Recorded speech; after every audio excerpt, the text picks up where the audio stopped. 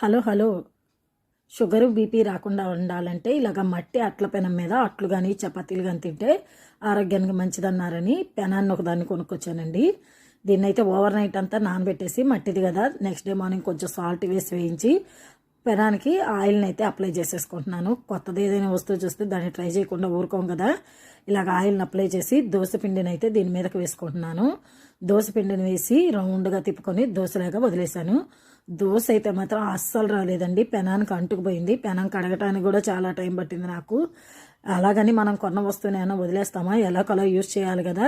పెనాన్ని అయితే క్లీన్ చేసి చపాతీ పిండిని కలిపి చపాతీని వేసి అయితే కాలుస్తున్నాను. చపాతీలు అయితే పొంగుతూ రాకపోయినా బాగానే వచ్చాయి, టేస్ట్ కూడా బాగానే ఉంది. ఎలా అనిపించిందంటే ఆరోగ్యమే మహాభాగ్యం, చపాతీలన్నా కుదిరాయి కదా అని ఆనందంగా చపాతీలని తిని ఊరుకున్నాను. ఈ వీడియో కనుక మీకు నచ్చితే like, share and subscribe. Thank you for watching.